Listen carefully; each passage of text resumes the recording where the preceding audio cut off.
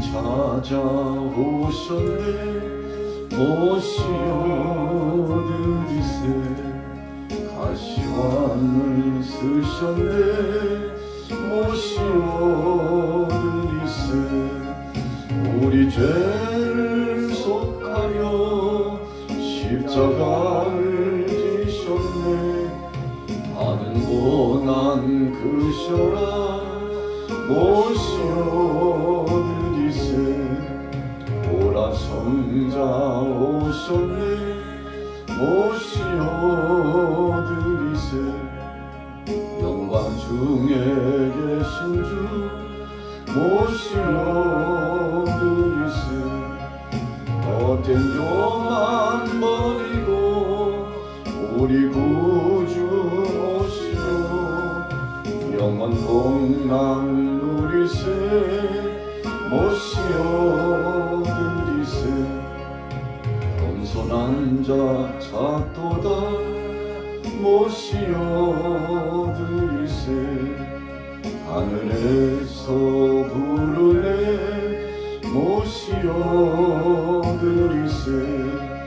좋은 자리 드리고 주실 은혜 구하세. 하늘나라 세우세. 모시어드리세. 주여 내가 믿으니 오소서 오소서. 주여 환영하오니 오소서 오소서. 생명길로 이끄사 슬픔 위로하시고 진리 알게 하소서. 오소서 오소서. 아멘. 오늘 금요일 아침입니다. 오늘 아침에는 마태복음 3장 말씀 함께 읽으신 본문 말씀을 중심으로 세례 요한이 천국을 전파하게 되었다. 세례 요한이 천국을 전파하게 되었다라는 제목을 가지고 함께 은혜를 나누고자 합니다. 세례 요한은 어떤 사람입니까? 예수님보다 6개월 먼저 이 땅에 태어났던 사람 중에 한 사람입니다. 세례 요한은 말라기서 이후에 중간기를 지나서 어찌 보면 마지막 선지자와 같고 또 어찌 보면 새로운 역사를 출현시키고 개척의 역사를 진행했던 시대적으로 경종을 울리는 귀한 사명을 감당했던 사람 가운데 한 사람입니다. 예수님은 세례 요한을 칭찬하셨습니다. 여자가 낳은 자 중에 가장 큰 자다. 세례 요한을 칭찬하여 주셨습니다. 왜 그렇게 칭찬했겠습니까? 오늘 본문 말씀에 나타나고 있는 세례 요한이 행했던 사역을 보면 과연 예수님께 칭찬받을 만하다 그렇게 생각할 수 있습니다. 세례 요한이 어떤 삶을 살아갔습니까? 첫 번째로는 1절과 2절에 보니까 회개의 복음을 선포한 사람입니다. 우리는 이 땅에 살아가면서 나그네 인생을 살아갑니다. 이유가 있죠. 세상의 모든 정황들이 자꾸만 퇴보되는 듯하고 사람들의 마음은 더 악해지는 것 같고 그리고 세상은 참 살 수 없는 땅이 되어가고 있다는 사실, 이런 사실들을 보면서 우리가 느끼는 것은 세상의 죄악이 관영했다는 것입니다.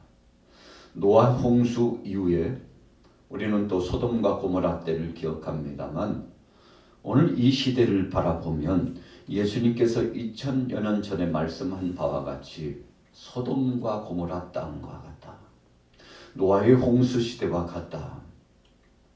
그러니 마지막을 준비하는 심판대 앞에 설 것을 각오하고 자기 자신을 겸비하여 철저하게 회개하라고 예수님도 말씀해 주셨는데 오늘 세례 요한이 회개의 복음을 선포한 것은 그만큼 이 세상이 악해졌다는 것을 의미하고 있습니다.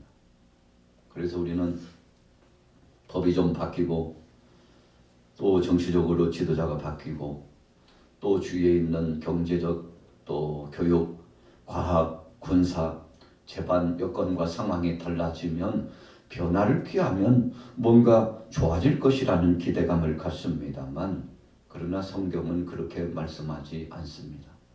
정치적으로 어떤 뛰어난 인물이 경제적으로 어떤 이슈가 나타나고 문화적, 교육적으로 어떤 변화의 바람을 일으켜서 달라질 수 있다고 말씀하지 않고 근본적으로 하나님의 말씀 안에 우리 사람들이 그 인성이 전인격적인 우리의 생각과 또 말하는 것이나 행동하는 것이나 정신적, 영적으로 변화를 받지 않고서는 진정한 새로움은 없다고 말씀하고 있죠. 하나님의 말씀은 진리입니다. 그렇기 때문에 세상의 모든 정황을 역사적으로 봐도 사람이 달라져도 시대가 바뀌어도 여전히 죄악에 관영한 세대가 되었음을 우리가 보면서 우리 자신들이 하나님 말씀 안에서 겸비해야 된다는 사실을 발견해 보게 되는 것입니다. 세례요한은 그런 사명을 감당한 것입니다. 세상의 종교 지도자들도 정치적인 지도자들도 또 한 시대를 이끌어가고 있는 어떤 인물들도 하나님의 말씀 안에 나와서 철저하게 자기 자신을 회개하고 자백하고 그리고는 말씀 안에서 새 사람이 되어서 하나님 뜻대로 살지 않는 한 진정한 변화는 없고 그런 회개 역사를 통해서만 성령의 9가지 열매를 맺어서 변화된 삶을 살 수 있다고 말씀하고 있는 것이죠. 그래서 3절로 넘어가 보겠습니다. 그는 선지자 이사야를 통하여 말씀하신 자라 일렀으되 광야에 외치는 자의 소리가 있어 이르되 너희는 주의 길을 준비하라 그가 오실 길을 걷게 하라 하였느니라.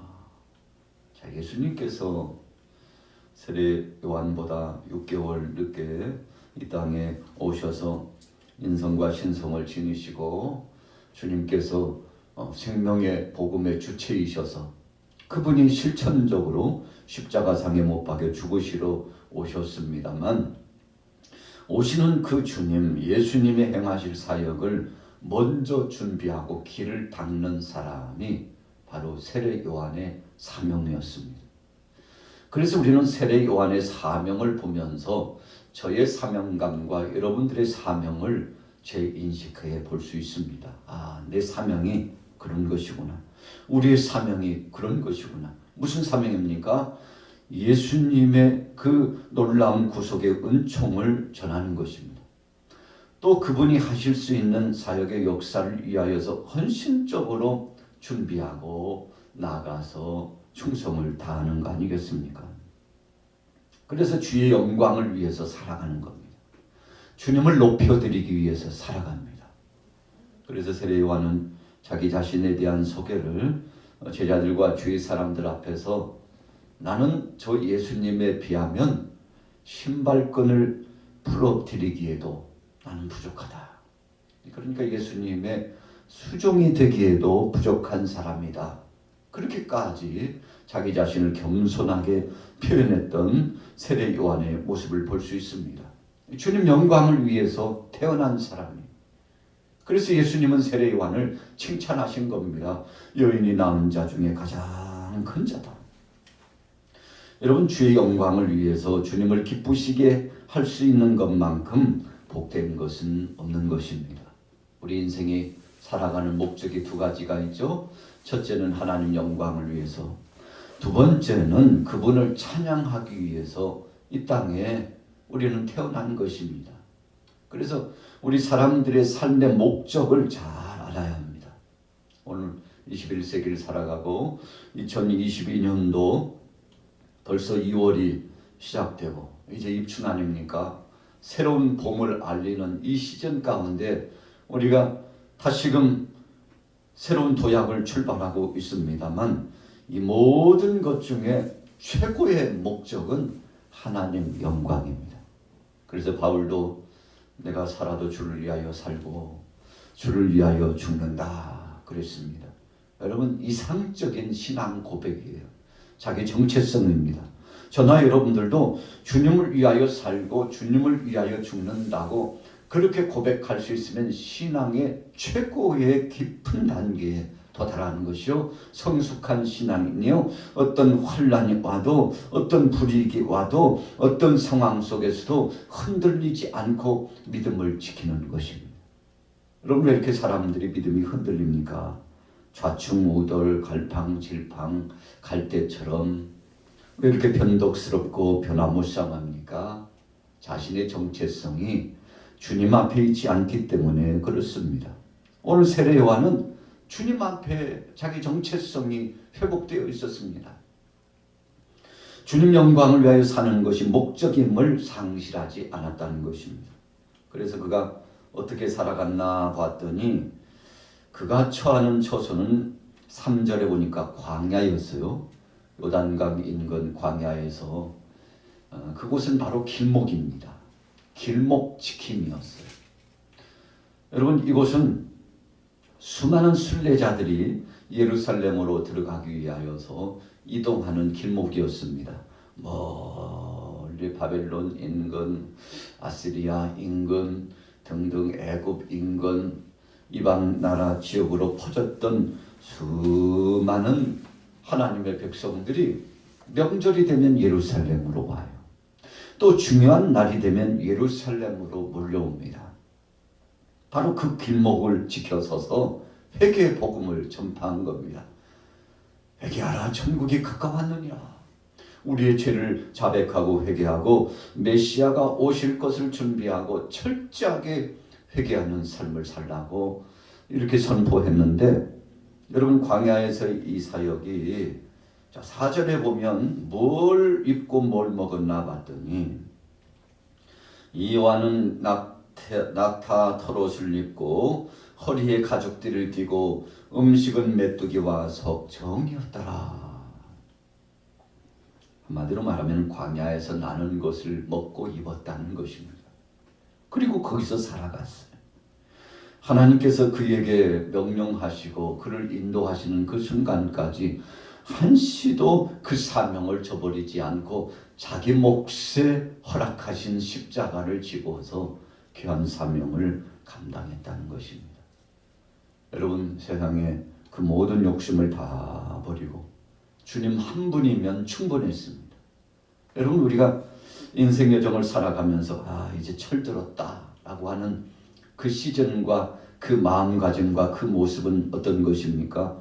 자기 자신만 알고 자기 중심으로 살아가던 사람들이 이제는 주위의 사람들을 돌아보는 것입니다. 가족들을 돌아보는 것, 형제 자매들을 돌아보는 것입니다. 여러분, 그래서 마음의 여유가 생기고 이웃을 돌아보고 형제 자매를 돌아보고 나 자신을 돌아보고 교회 간의 관계를 돌아보고 그리고 나라와 민족과 세계 도처 안에 내가 해야 될 일을 찾아서 행하는, 여러분, 이런 사람이 되면 철든 거죠. 그래서 부모가 자녀들을 보면서 부모에 대해서 선대하기 시작하고 형제 간의 우애를 다지기 시작하면 그 자녀를 보면서 부모는 그 자녀가 몇 살이든지 간에 저놈이 이제 철들었구나. 이제 철들었구나. 자기 자신을 알고 주위를 돌아보고 친속을 돌아보고 부모 형제를 돌아볼 줄 아는 것 보니까 이제 철들었구나. 여러분, 나이가 많아도요, 자기 중심적으로 살다가 끝나는 인생 많습니다. 그러나 주위를 돌아보고 자기 자신을 돌아볼 줄 알면 그것이 바로 자신의 삶의 정체성이 회복된 것이어서 내가 자식을 키워보고 또 주위 사람들과의 관계를 가지다 보니까 인생 참 별거 아니더라고. 역시 함께 더불어 살아가는 인생이요, 하나님께서 말씀하시는 것처럼 하나님 사랑, 이웃 사랑 최고더라고. 여러분, 이런 마음 가지고 살아가면 그것만큼 아름다운 것 없죠. 오늘 세례 요한은 자기 자신을 보았어요. 내가 얼마나 죄인인가를 보았습니다. 그리고 주위를 보니까 아직도 주님 앞에 돌아오지 못한 무수한 사람들이 있었습니다. 그래서 그들에게 복음을 외치고 주님이 주신 것을 먹고 살면서 주님 앞에 영광 돌리는 아주 중대한 사역을 감당했는데, 자, 복음을 전하고 요단강에서 세례를 주었는데요. 어떤 사람들이 몰려왔나 봤더니 7절에 나타나고 있죠. 우리 같이 한번 읽어볼까요? 오늘 마태복음 3장 7절입니다. 7절 시작.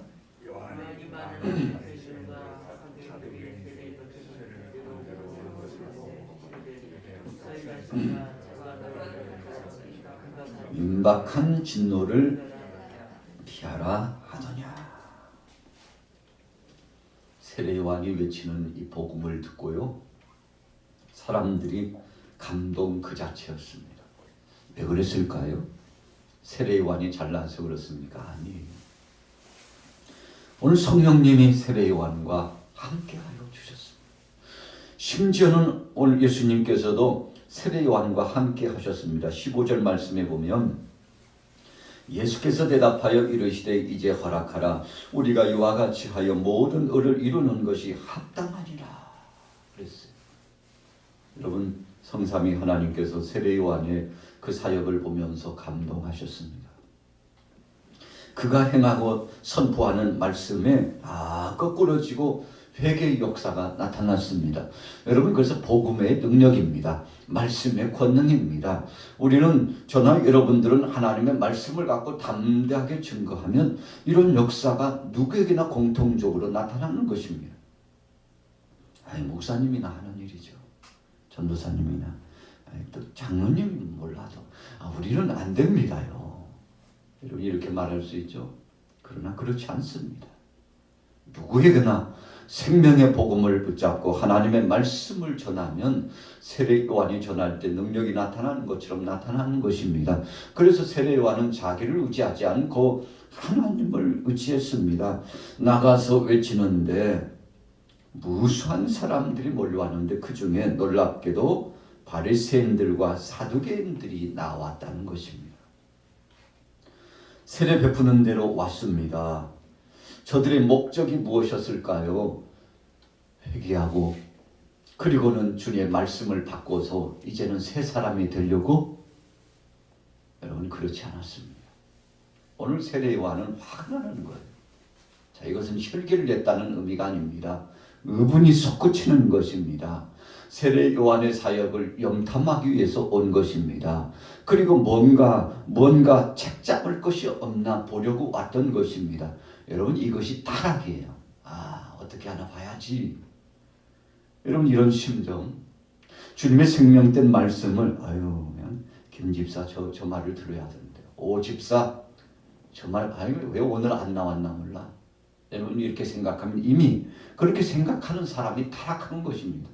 하나님의 말씀은 누구에게가 아니라 바로 내게 주신 말씀이죠. 그래서 세례 요한은 자기 자신을 철저하게 깨트리고 하나님 앞에서 경배했을 뿐만 아니라 주위 사람들에게도 외쳤는데, 많은 사람들이 나와서 회개하고 세례를 받았는데, 그런데 6절 후미에 세례를 받더니 요한이 많은 바리새인들과 사두개인들이 세례 베푸는 대로 오는 것을 보고 구경꾼들이었다는 것입니다. 여러분, 우리가 신앙생활 중에 구경꾼이 되면 아무런 변화가 없습니다. 이 바리새인들과 사두개인들이 그랬어요. 자신들의 죄를 알지 못했습니다. 그래서 저런 사람들이 왜 여기 와가지고 저렇게 어수선하게 소란을 피우고 그러는 거야? 여러분, 회개가 없었습니다. 그때 외쳤던 말씀이 7절 중반절에 독사의 자식들아, 누가 너희를 가르쳐 임박한 진노를 피하라 하더냐. 여러분, 하나님의 심판을 피하여서 뭔가 피할 목적으로 왔으면 얼마나 좋겠습니다만, 그러나 진실로 저들에게는 회개가 없었습니다. 그래서 회개 없는 저들을 향해서 질타하는 겁니다. 누구 보러 올 것이 아니라, 누구 책잡으려고 할 것이 아니라 너희 자신들이 하나님 앞에서 죄인이라는 사실을 잊어서는 안 된다. 여러분, 그래서 율법주의적인 신앙이 위험한 겁니다. 바리새인들과 사두개인들은 자신들은 의인이라고 생각했어요. 주위 사람들은 그 죄인이라고 생각했습니다. 아니, 내가 저런 사람들하고 신앙생활을 해야 될지 모르겠어. 그런데 여러분, 참 하나님의 말씀은 살았고 운동력이 있어서 이처럼 자기가 의인이라고 생각하는 사람들이 가장 악한 자라고 세례 요한의 입을 통해서 선포해주고 있었죠. 회개에 합당한 열매를 맺으라고 했습니다. 돌들로도 아브라함의 자손이 되게 한다고 했습니다. 그러니까 유대인 사랑하는 형제 자매들이요, 회개하지 않고 나오자 이방인들은 오히려 회개하고 자백하고 복음을 받아들이고 하나님의 은혜 가운데서 굴복하고 철저하게 낮아지고 겸손한데 자신의 형제들이 돌아오지 않는 것을 보고 질타를 한 거죠. 당신들부터, 우리부터 회개해야 된다고 하나님의 말씀을 전했습니다. 이렇게 함으로써 10절에 보세요. 이미 도끼가 나무 뿌리에 놓였으니 좋은 열매를 맺지 아니하는 나무마다 찍혀 불에 던져지리라. 누구를 막론하고 회개하지 않으면 심판받는다는 것입니다.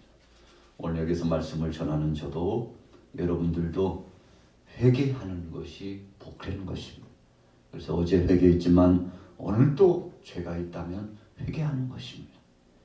그래서 예수님께서 불과 성령으로 이제 세례를 베풀러 오시겠다고 말씀하셨고 11절 12절에 보니까 손에 키를 들고 자기 타작마당을 정하게 하사 알곡은 모아 곳간에 들이고 쭉정이는 꺼지지 않는 불에 태우시리라. 내 뒤에 오시는 분 누굽니까? 예수님에 대해서 말씀하셨어요.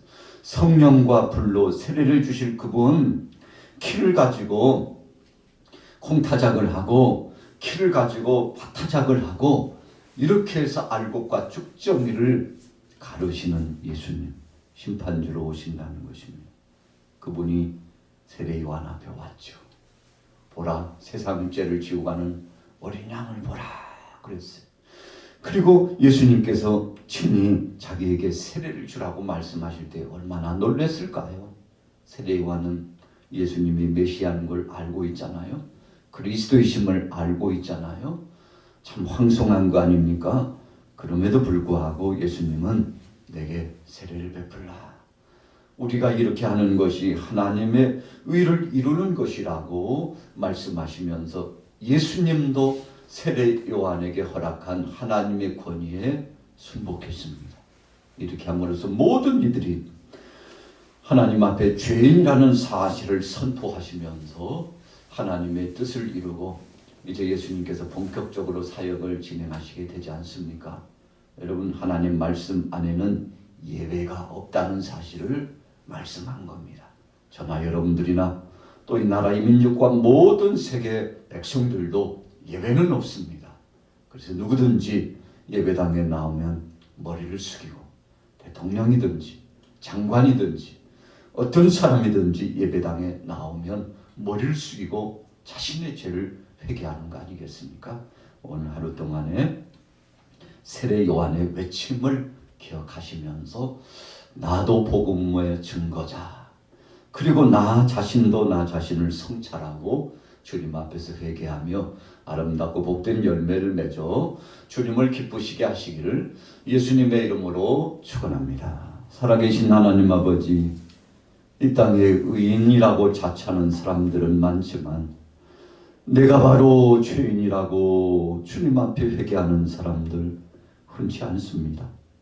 오늘 주님은 회개의 복음 앞에 무릎 꿇고 내가 죄인의 괴수라고 외치는 사람들을 기뻐히 받으시고 그들을 통하여 영광 받으시며 쓰시기에 합당한 그릇이라고 명명하실 때 오늘도 주님 앞에 쓰임받는 권속들 되게 하여 주옵소서.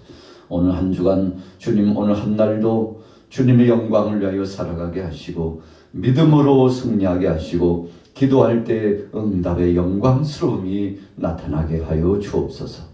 예수님의 이름으로 축복하고 기도 올렸사옵나이다. 아멘.